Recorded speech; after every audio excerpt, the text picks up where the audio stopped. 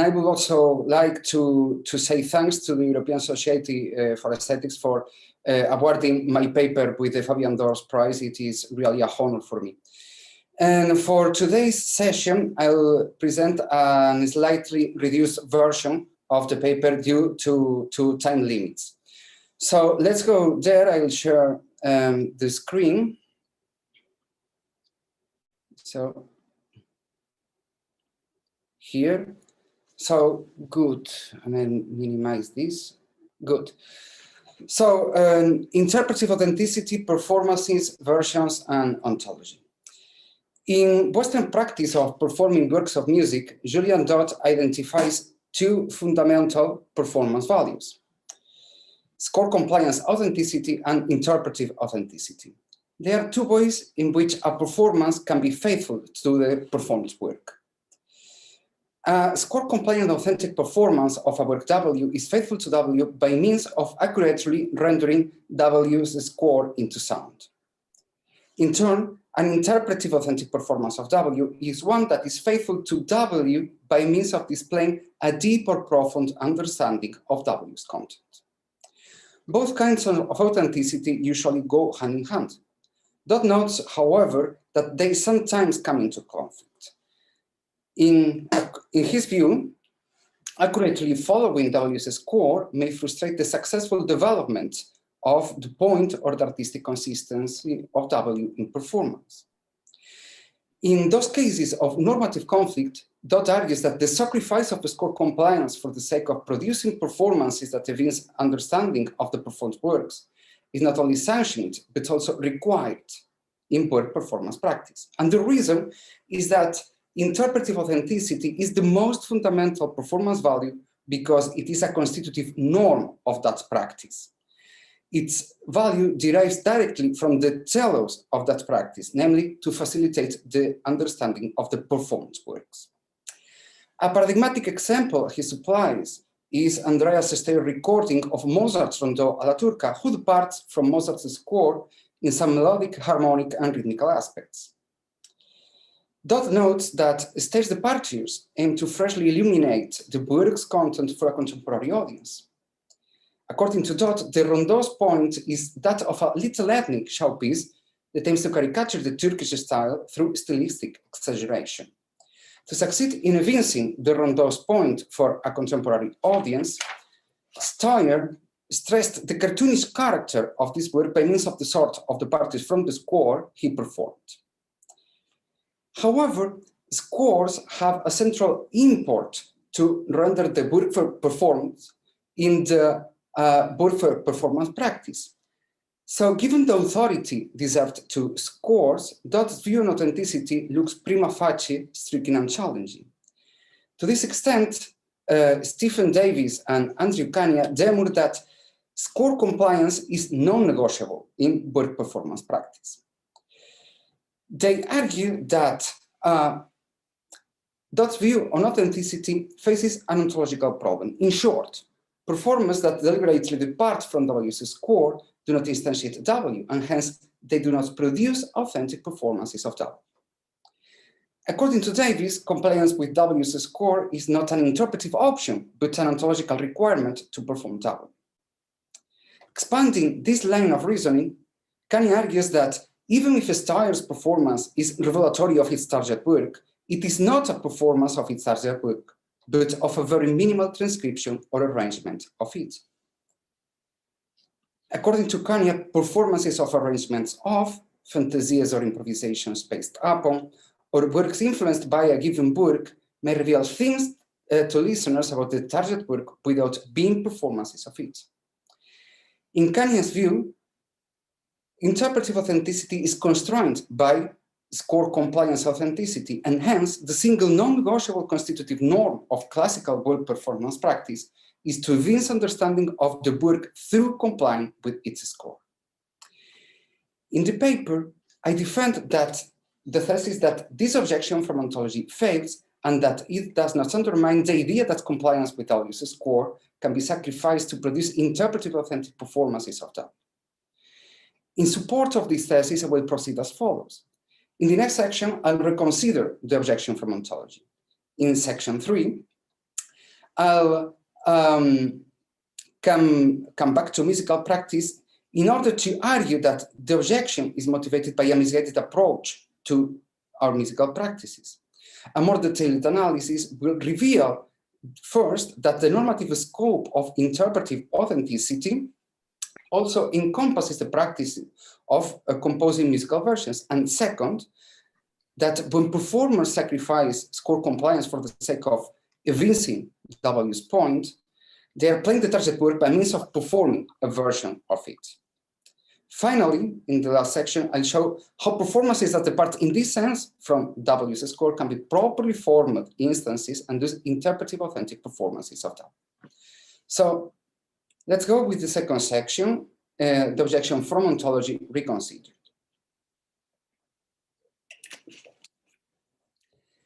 In response to Davis and Kanye, Dot argues that non-full compliance with W's score does not prevent a performance from being a performance of W. He argues that for a performance to count as a performance of W, it must only satisfy the minimal level of compliance with W's score that enables W to be recognized in it. This seems to be consistent with Dot's ontology of musical words as norm types of sound sequence events. However, there is a more subtle way to pose the objection from ontology that undermines or that questions Dot's view on authenticity, and that to some extent, I think that captures the Davis and Kanye main concern. So consider a performance P that is not non-fully compliant with W's score. So the point is that if musical words are norm types, being a mere token of W is not sufficient for P to be an authentic performance of W. P must also be a properly formed token of W. Let me recall something that Davis told yesterday, that the tokens of a type play a crucial role in our epistemic access to that type. And the reason is what Julian Dot calls the transmission of predicates between types and tokens that enables that we have perceptual experience of the type passing through its tokens. This is a feature that distinguishes types from other sorts of abstract entities. For instance, whereas the property of being read is not itself read, the type of the Union Jack and its properly formed tokens are red, blue, and white. Crucially, we obtain an adequate perceptual knowledge of the Union Jack and formal configuration and colors by means of experiencing its properly formed tokens, and not by means of experiencing an improperly formed token of it. For instance, one having curly pale gray lines. It's important to recall that, or to highlight that an interpretive authentic performance of W is not only revelatory of W's content, it must also reveal W's content in a faithful way, a condition included in the very concept of authenticity. So given the epistemic role that tokens play with respect to their types, and that W's content is, according to Dot, specific and inextricably tied to its sonic profile, it follows that only W's properly formed tokens convey W's content in a faithful way because they satisfy all the properties that individuate W per type. If, according to Dot's ontology, the normative properties that individuate W per type are totally or partially represented in W's score, it follows that disobeying W's score results in improperly tokening W, which disqualifies those performances as authentic performances of W. Accordingly, the objection from ontology can be summarized as follows. First, interpretive authenticity is the most fundamental performance value. Performers ought to maximize interpretive authenticity whenever it clashes with score compliance authenticity. Second, ought implies can. And so performers are under such obligation if a performance that displays a faithful insight into W's content can be obtained by means of sacrificing compliance with W's score. But a performance that departs from W's score does not display a faithful insight into W's content because it is not a properly formed token of W. Therefore, compliance with W's score is non-negotiable to authentically perform W in the interpretive sense, and hence, interpretive authenticity simpliciter is not the most fundamental performance value, and to this extent, Andrew Kania would be right. Good, so let's go to the third section.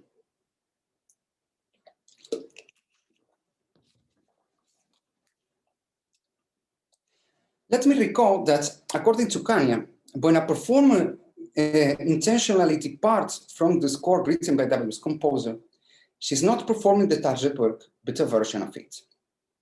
Dot rejects this connection between interpretive authenticity and the phenomenon of musical versions, arguing that the aims of the performer and of the version's composer are radically different. The performer is work-focused, aiming to faithfully present W in a revelatory way in performance, whereas the version composer seeks to produce a new artistic content based on that of the source work. A finer analysis of musical practices will reveal, however, that there is something right and something mislead in the views defended by Kania and Dot. Kania is right, piece Dot, on that Steyr is performing a version of Mozart's Rondo. However, Dot is right, piece Kania, on that Steyr's aim is not to articulate a different artistic content from Mozart's Rondo, and that he's not performing a different work. Kania and Dot confuse the phenomenon of versions with that of inspired works. Whereas an inspired work, for instance, Brahms' Variations on a Theme by Haydn, is treated in musical practice as a work different from the source work, in this case, Haydn's St. Anthony Choral, a work's versions, for instance, the 1887 and the 1889 versions of Bruckner's 8th Symphony, are not regarded as different works of music, but as different ways of presenting the same work in performance. This difference in which inspired works and a work's versions are treated in musical practice also reveals significant differences in their composer's goals. And so, Brahms aimed to articulate a new artistic content different from, but based on Haydn's St. Anthony Choral, with the purpose of being appreciated as a new, different musical work. By contrast, Bruckner's goal was not that the 1890 version were appreciated as a different work from his 8th Symphony, but rather to improve the presentation of his 8th Symphony in performance by means of writing a score slightly different from the score he wrote in 1887. So this distinction, firmly rooted in musical practice, suggests that the normative scope of interpretive authenticity is wider than Dot takes it to be, governing not only the practice of performing musical works, but also the practice of composing versions of them. So if interpretive authenticity is a value in the practice of composing a work's versions, in the same sense as it is a value in the practice of performing musical works, it must have the same normative profile. And so, first, it must be a value, which means that ceteris paribus, a version is better for evincing a profound understanding of the versioned work. Second, it must be a final value, and hence it cannot be negotiated for the sake of maximizing other instrumental values, for instance, originality, novelty, or the composer's artistic personality. And third, it must be a more fundamental value than score compliance authenticity because of being a constitutive norm of that practice. Well, one of Bruckner's main motivation for composing the 1890 version was the negative opinion of the famous conductor Hermann Levy on the 1887 version.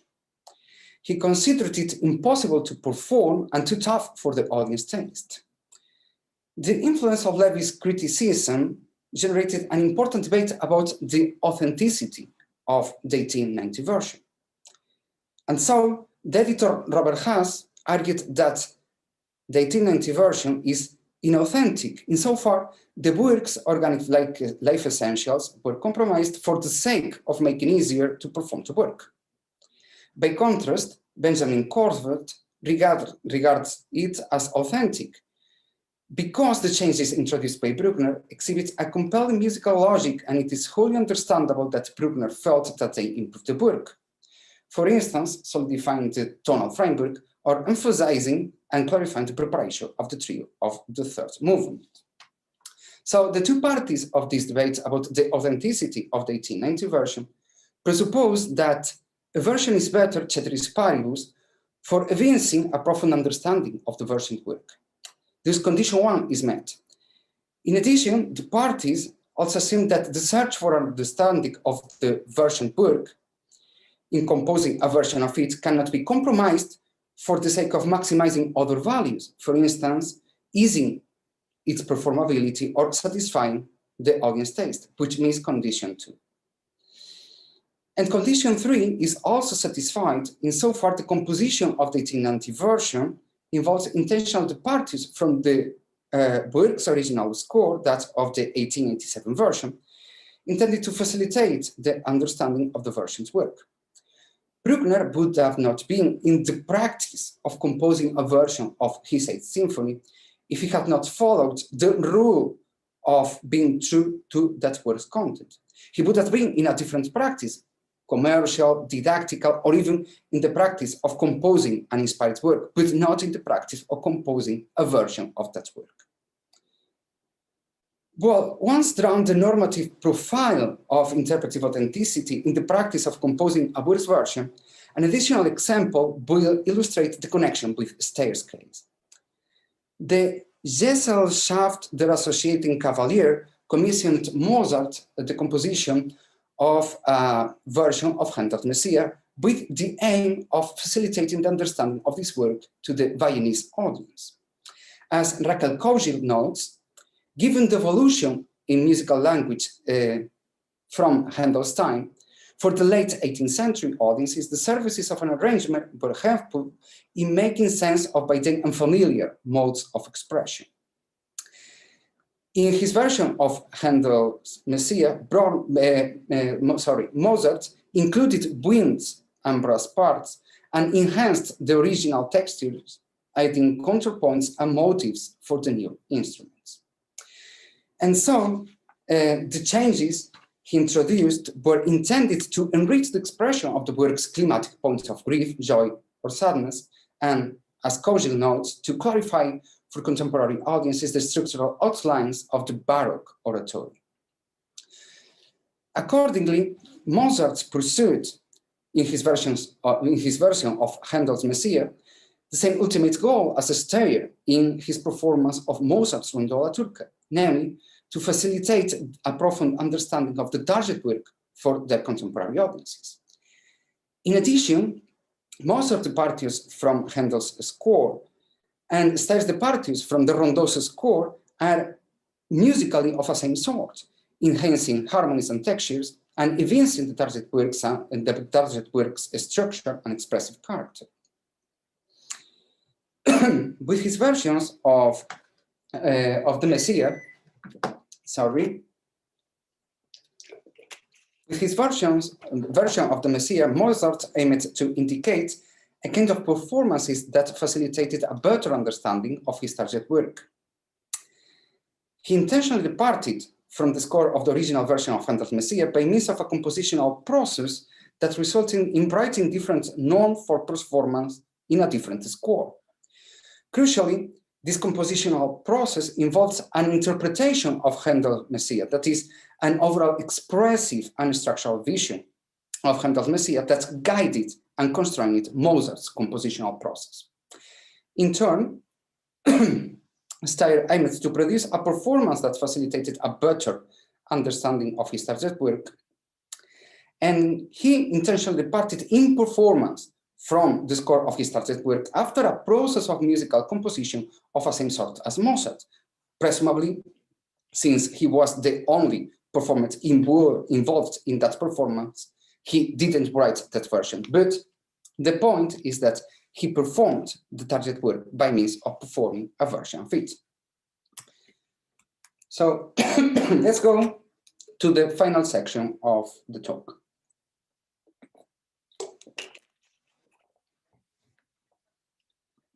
Well, The critical point of the objection from ontology against Dodd's account on authenticity, let me recall, it was premise 3.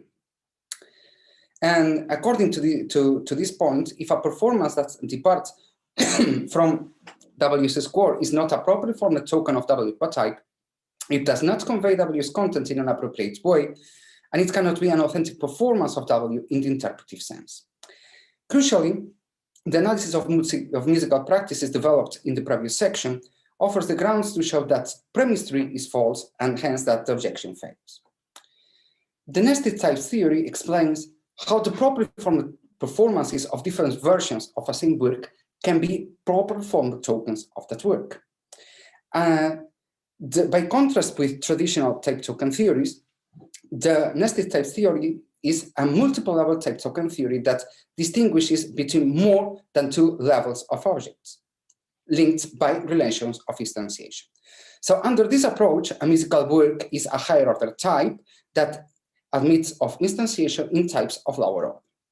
A work versions are lower order types in which the work of a higher order type is instantiated and which in turn admit of instantiation in musical performances that are tokens of those lower order types. Since Steyer is performing a version of Mozart's Rondo, his performance is subject to the analysis provided by the hypothesis of nested types. And so Mozart's Rondo alla Turca, the work is a higher order type, T, that is instantiated in 2 types of lower order, T1, that is Mozart's original version, and T2, that is Steyer's version. And which in turn admits of instantiation in other different performances, and Steyer's versions has as a properly formed performance, Steyer's performance. Good. The point is that the higher order type, the work, is individuated by a Sumner structure that is less specific than the Sumner structure that individuate their lower order types. That is, in other words, it is individuated by a less demanding condition than those that individuate its versions. It has variable places represented here by X and Y that allow T to be instantiated in structurally different lower order types. T1 and T2 are properly formed instances of T insofar they satisfy or they instantiate the set of properties that individuate T, represented here by phi, but they fill these variables in different ways. Among the properties that individuate T, we can count those of being tonal music, having a rondo's form, starting with a texture of accompanied melody, and starting with a melody that unfolds the A minor chord in an ascendant arpeggio with some embellishments. A variable of T is, for instance, the way in which the embellishments of basic melodic line are implemented when the first 8 measures are repeated. Here is represented the main melodic line, and in red brackets, the places for the variables. And so, in the case of T1, that is of Mozart's original version, this variable or this way of implementing the embellishments are carried out by means of ascendant and descendant flourishes of semiquavers. And this is a property F that individuates T1, but not T. In the case of T2, the embellishments are implemented by means of a mordent as an appoggiatura of a quaver and 2 semiquavers, the first of them as a bottom flourish of the second. And this is a property G that individuates T2, but not T. So Steyer's performance has not a property F, but a property G. And this fact disqualifies it as a properly formed token of T1, but this does not disqualify it as a properly formed token of T. So the point is that certain properties of Steyer's performance, including G, are transmitted to T2, and they are the properties that individuate T2, and it is in virtue of possessing them that Steyer's performance is a properly formed token of T2. And a subset of those properties, which is Claudius G, are also transmitted to T, the word, the higher order type. They are the properties that individuate T, and it is in virtue of possessing them that Steyer's performance is a properly formed token of T. and therefore, premise 3 of the objection from ontology is false, and hence the objection fails. So as two additional conclusions, we can obtain that score compliance is an ontological requirement to authentically perform in the interpretive sense a particular scored version of a work, in this case, to authentically perform. Also in the interpretive sense, Mozart's original version of the rondo being compliant with its score is an ontological requirement, but score compliance is not an ontological requirement to authentically perform, also in the interpretive sense, the work. And so the objection from ontology does not undermine the view that interpretive authenticity is the most fundamental performance value and that score compliance can be sacrificed to maximize that value. And that's all. Thank you very much.